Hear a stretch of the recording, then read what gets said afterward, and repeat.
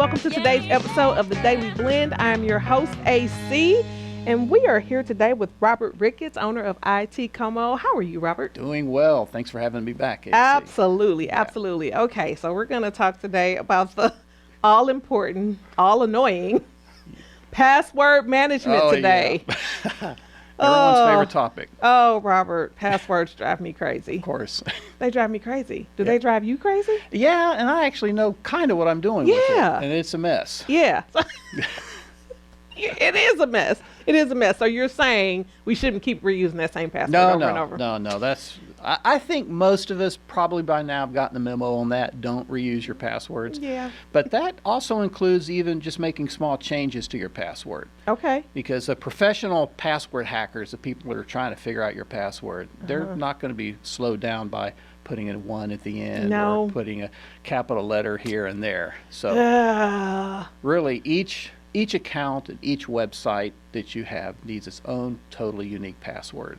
Oh my goodness! And there's ways to do that kind of make sense. Because you're gonna have to tell me what those ways are, because you know what that sounds like to me, a whole lot of work. A lot of work.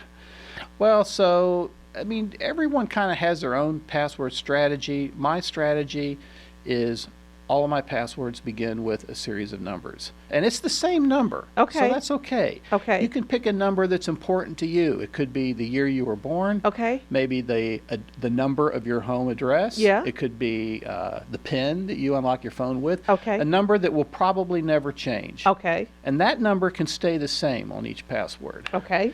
And then you want to follow that with a special character, like a dollar or the hashtag or a period or something like that. Okay. And then the real meat of the password that will be unique for every site, at least in my practice, is to choose 2 or 3 or 4 words that are somehow relevant to the thing that I'm protecting.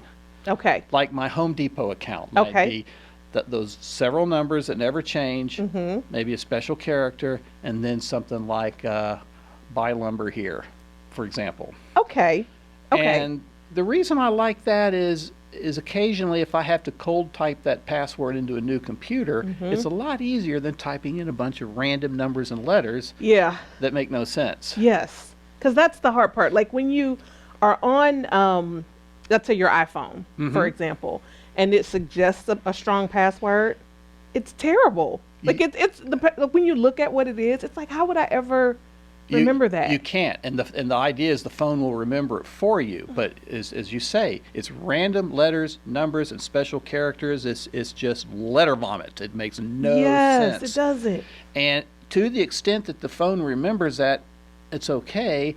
But we've all had to manually type a password at some point, and that would be impossible to type. It would be. So I like what you suggested. You know, numbers that don't change, numbers that you remember, because everybody has some set of numbers that mean something that are important to them, and then a special character, right? And then something that relates to the actual site or the place you're visiting. And it can be fairly vague. Again, buy lumber here. For the grocery store, it could be potato chips or whatever. Yes. Something that is kind of vaguely reminiscent of the thing that you're trying to protect. Okay. And that kind of guarantees that you'll have a unique password for every site. That makes sense. And then it's also important to record that password. Yes. So even the old school, write it down. Writing it down on a sheet of paper. Yeah. It can't be hacked from the internet. That's true. But also to use the save feature on your phone or in the browser on your computer, and the browser would be things like Google Chrome, or if you're a Mac person, it would be Safari or Firefox, which is what I recommend, and let the browser save those passwords for you. So that is okay? Oh, yeah. Okay, to let the browser save, because that's pretty much what I do. That's right. And then I panic if I have to put it in somewhere else. Right. Because I don't know it. Right. And so there's ways you can store the password on your phone. Okay. So if you're out somewhere and you need to borrow someone's computer that doesn't know who you are, the computer I mean, you can look up that password on your phone. But you can't save it in your contacts. I do see that. Or in the Notes app. Okay. There are password apps that you can install on your phone that will securely encrypt those passwords on your phone, so that even if someone stole your phone and had your PIN to unlock it, there would be an extra level of security to access the password app. So there are actual apps that are protecting your passwords. That's right. Okay, that's good to know as well.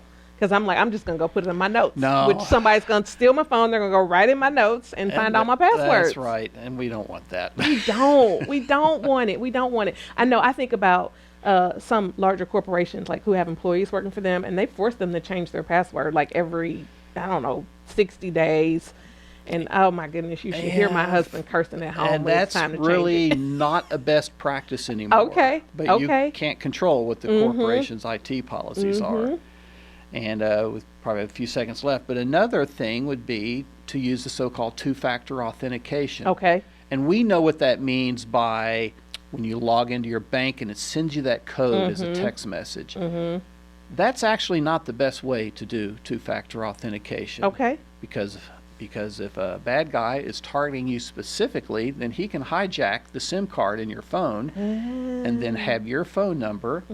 And then what can he do when he has that phone number? Oh, The all password the things, reset they're all codes in are there. coming to it. So there are ways to not use a text-based authentication when you're logging into a website that you're protecting with two-factor authentication. I know that's kind of getting into the weeds a little bit. But I can help demystify those kind of things. Okay, yeah, that's what you're here for.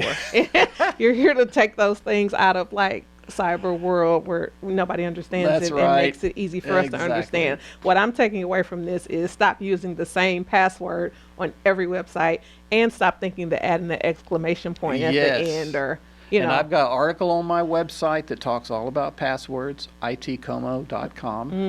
And just click on the articles, and there's lots of reading, including about passwords. Okay, all right. How long is your password list? Is it like 100? Mine different? average 15 to 20 characters each. 15 to 20, really? Right.